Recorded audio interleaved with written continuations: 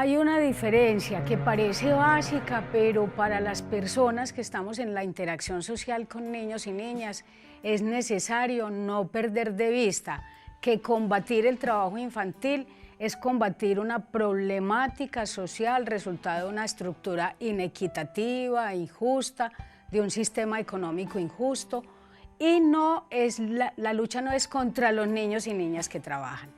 La lucha es contra la problemática como una construcción social, resultado pues, de un sistema económico. Entonces, los niños y niñas que trabajan bien pueden considerarse víctimas, porque pasa mucho en la interacción con los niños y las niñas que les tienen mucho miedo a ciertos personajes, autoridades locales, ¿cierto? A instancias que son encargadas de protegerles sus derechos. Les tienen miedo porque entonces los van a coger, se los van a llevar para esta parte, para esta otra. Entonces es muy importante que el niño y la niña que está en el mundo del trabajo no se sienta un delincuente. Y así las instituciones responsables de la garantía de sus derechos tienen que tener una mirada cercana. Entonces, ¿cuál es el papel de la familia, por ejemplo?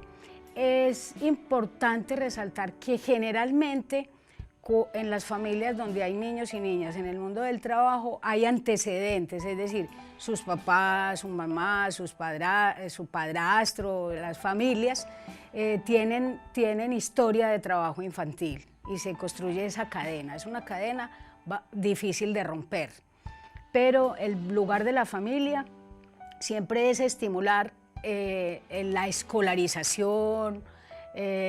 La familia, pues por supuesto, la familia es la responsable junto con el Estado de garantizar los derechos, entonces tiene que tener la tarea de generar en la medida de lo posible un bienestar para que el niño y la niña no sienta la necesidad de conseguir su dinero para suplir sus recursos básicos, ¿cierto?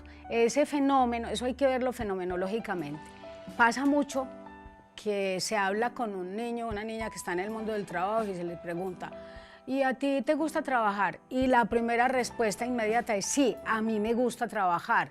Pero ese me gusta, lo dicen algunos teóricos y teóricas del desarrollo, es cuando no hay opciones, hay que contestar me gusta trabajar, ¿cierto? Si esa pregunta se la hace a un niño, se la hacemos a un niño o una niña que vive en un país con un estado de bienestar fortalecido, como un niño o una niña suiza, ¿a ti te gusta trabajar? Obvio que va a decir no, pero cuando se trata de que el niño o la niña tiene su ropita, sus cuadernos, sus pasajes, la alimentación, fruto de su trabajo, pues le gusta porque prefiere trabajar para conseguirlo que vivir privado de eso.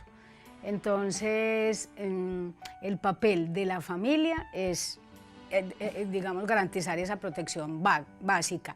De la escuela es tener todos los sentidos agudizados para identificar esas señales de alerta, ¿cierto? Los niños y las niñas que se duermen en el puesto, que no llevan las responsabilidades académicas, que tienen altos niveles de irritabilidad, que en sus familias no aparecen cuando hay entrega de notas. Los actores de la educación tienen que poner las alertas, porque ese niño o esa niña seguramente está en el mundo del trabajo. Es muy posible que esté en el mundo del trabajo, incluso en el trabajo infantil. Cuando hay niños y niñas que se duermen mucho en clase o que llegan muy irritables y hay fuertes problemas de convivencia, tiene que ver con cómo usa su tiempo libre. Entonces, esas alertas, por supuesto, la escuela, la familia, los vecinos y las vecinas, es muy importante. Ahorita se habla de una otra riqueza social y es la construcción de tejido social, la comunidad, los actores y las actoras que tienen un lugar protagónico en la comunidad, tienen que estar atentos y atentas, si el niño o la niña sí está saliendo todos los días para la escuela, cómo está llevando el uniforme, porque hay muchas cosas que desmotivan la participación de los niños y el que se mantengan vinculados y vinculadas a las escuelas. Por ejemplo, un niño o una niña que su familia no le haya podido dar los zapatos, ese niño tiene una afectación en su autoestima y va hacer todo lo posible, a buscar todos los rodeos para no ir a la escuela. Entonces, hay muchos rodeos que dan los niños y las niñas y finalmente caen en el mundo del trabajo y que nos toca a los adultos y adultas y a los entes responsables de la garantía de sus derechos identificar e intervenir a tiempo. Muchas familias tienen un dilema y la sociedad en general tiene un dilema con respecto al tema del trabajo infantil. Hay que hacer una diferencia. Por ejemplo, familias dicen, es que el niño o la niña no quiere hacer nada, que porque eso es trabajo infantil. No, hay unas tareas propias de la corresponsabilidad en la casa, en el hogar, en la familia, que hay que promover que los niños y las niñas la desarrollen, ¿cierto? Y de manera ahí hay que tener claro lo de el género, ¿cierto? Que los niños y las niñas laven su ropa, la ropa pequeña, su ropa interior, tanto los niños como las niñas. Muchas familias lo que hacen es que la niña le lavan a los niños. No, esa es una tarea que cada cual tiene que hacer. Eso no es trabajo infantil. Y tareas que no les pongan en riesgo en el hogar, que no estén manipulando fogones, electricidad, cosas calientes, químicos, materiales nocivos, pueden desarrollar tareas, pueden ayudar a la persona responsable del oficio en la casa. Entonces ese dilema, para que eso baja un poco de la angustia entonces yo estoy poniendo a trabajar a los niños y a las niñas. Igualmente en las familias, por supuesto en las familias pobres que necesitan que la mayor cantidad de miembros de la familia aporte al sostenimiento, entonces los y las jóvenes también pueden. La norma regula que las personas mayores de 14 años pueden trabajar con unas condiciones de protección, que su jornada laboral no exceda las 6 horas diarias, que no lo haga en horario nocturno, que no lo haga que su tarea no sea riesgosa como acabo de denunciar, con manipulación de sustancias tóxicas, bueno, una serie de aspectos que están en el convenio 182 de la OIT. Pero también las familias dicen, entonces yo no puedo mandar a este muchachito que tiene 15 años a hacer. Sí, deben aportar, lo pueden hacer. Lo que hay que velar y lo que tienen que velar y garantizar las entes responsables de los derechos de los y las jóvenes es que lo hagan de manera protegida. Ahí se habla de dignificación del trabajo infantil. Hay un mandato supranacional que es el de la eliminación del trabajo infantil, erradicación del trabajo infantil. En Latinoamérica eso resulta un poco quimérico, bueno, pero de todas maneras es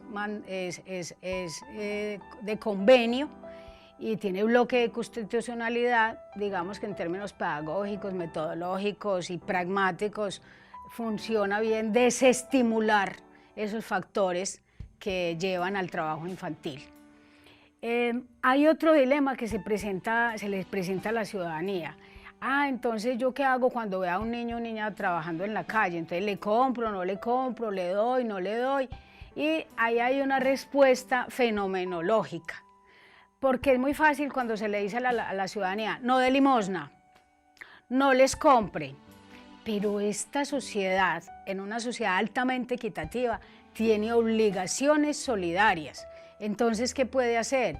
Conversar con el niño y la niña, indagar un poco si está estudiando, dónde vive, y si tenemos esa responsabilidad social de ver a un niño o una niña expuesta en la calle corriendo riesgos, pues mantener daticos de qué programas hay en la ciudad, dónde se puede remitir, o tomar los datos del niño o de la niña y luego hablar con una organización y decirle llamen a esta familia, a este niño o a esta niña, que me la encontré trabajando, pero no es así de fácil de no les dé y no les compre, porque como ciudadanos y ciudadanas tenemos la obligación moral de tener actos de solidaridad y de corresponsabilidad con esas situaciones sociales.